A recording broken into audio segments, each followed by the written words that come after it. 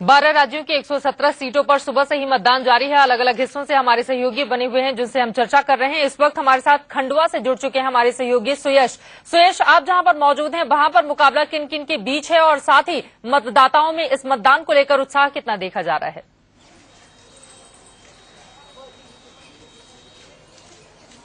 जी बिल्कुल चित्रा, यहाँ पर खंडवा सीट की अगर बात करें तो खंडवा में अरुण यादव जो कि कांग्रेस के प्रदेश अध्यक्ष हैं, इसके अलावा बीजेपी के नंद कुमार चौहान, इन दोनों के बीच में कांटे की टक्कर है। इस समय यहाँ पर जो मैं खड़ा हुआ हूँ, मुझे परदेसीपुरा है खंडवा का, ये मुस्लिम बाहुल क्षेत्र है। तकरीबन 4000 मतदाता यहाँ पर अपने मताधिकार का यहाँ पर उपयोग करेंगे। और अभी सुबह से ही अगर आप मेरे पीछे देखें तो सुबह से ही यहाँ पर लोगों की लाइनें, लोगों की कतार यहाँ पर लगना शुरू हो गई है। सब लोग जो भी लोग यहाँ से जाते हैं, जो वोट डालकर जा रहे हैं, सब एक ही नारा दे रहे हैं कि सारे काम छोड़ दो और सबसे पहले वोट दो। तो सारे काम छोड़कर सबसे पहले वोट डालने का काम यहाँ पर किया जा रहा है। जी चित्रा, सबसे बड़ी बात वहाँ पर यह है कि एक आम आदमी पार्टी का कैंडिडेट उभरा है और उसने कांग्रेस और बीजेपी दोनों की हालत खराब कर रखी है। कौन है कैंडिडेट और क्या कारण है कि इससे आम आदमी पार्टी और कांग्रेस और बीजेपी दोनों डरी हुई हैं?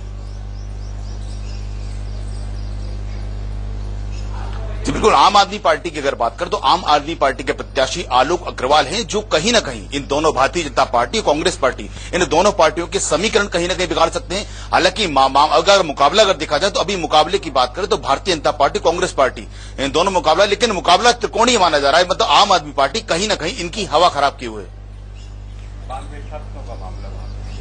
बिल्कुल, बार बार उसको उठाया भी जा रहा है। सुयश के पास हम दोबारा चलेंगे। मनीष अवस्थी भी हमारे साथ जुहू मुंबई से लगातार बने हुए हैं। मनीष, आपको किस तरह की खबर मिल पा रही है?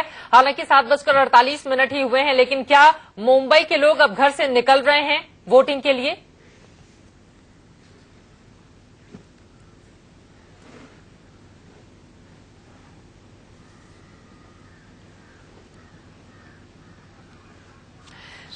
क्योंकि सवाल इस वजह से ये लाजमी हो जाता है और इस सवाल के साथ मैं मानस जी आपके पास आना चाहूंगी। मुंबई के लोगों में उस तरह का उत्साह नहीं देखा जाता है जितना कि हम दूसरे एरिया में देखते हैं। 60%, 70% वोटिंग होती है, जबकि मुंबई 40-45 पर ही 2009 की हम बात करें तो रह गई थी। इस बार किस तरह की उम्मीद की जाए वहां पर? मुंबई का देखिए, तो मुंबई का सबसे बड़ा चीज है कि इसमें जैसे हमारे असम में भी गुवाहाटी में मतदान ज्यादा नहीं होता है, परसेंटेज कम होता है, सब समय होता है कम। इसमें बहुत आदमी मुंबई के जो है अपना लोकल आदमी ये बाहर चला जाता है, नौकरी के लिए बाहर जाता है, बाहर में ये लोग आ नहीं पाता है, वो उसके हिसाब से नहीं आता है। और सबसे बड़ा एक चीज है, शहर का बारे में कोई काम काज में बिजी रहता है, जैसे हमें देखा गया ये काम काज में जो बिजी रहता है। और अभी तो ज्यादा से ज्यादा वो धूप चल रहा है, इतना टेम्परेचर आप है, इतना तापमान इतना बढ़ गया, उसके वजह से भी बहुत आदमी नहीं आता है। चित्रा जी देखिए, शहरी क्षेत्रों में मतदान हमेशा कम होता है। मुंबई में भी पिछले बार बहुत कम हो, मुंबई और ठाणे 10 सीटें वहां पर।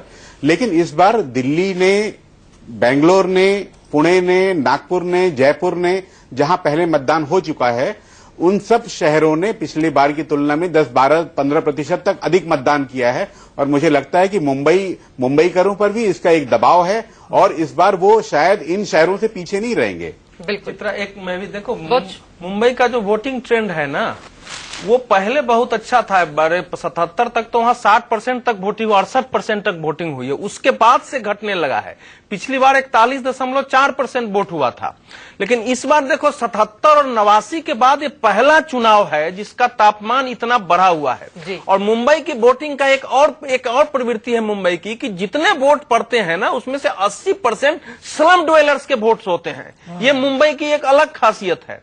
तो मेरा मानना है कि जिस ढंग से पार्टियों ने और नरेंद्र मोदी ने महाराष्ट्र में इतना जोर दिया है, पिछले सोमवार को उद्धव ठाकरे के साथ उन्होंने रैली की, कांग्रेस ने उसके एक दिन पहले रैली की है, इसका असर वहां मतदाताओं पर है। और मेरा मानना है कि जैसे कि अनुज जी कह रहे हैं, इस बार वहां का वोटिंग परसेंटेज निश्चित बढ़ेगा। चलिए, पुराने सारे रिकॉर्ड्स को तोड़ देगी मुंबई, इस बात की उम्मीद की जा रही है। इसी के साथ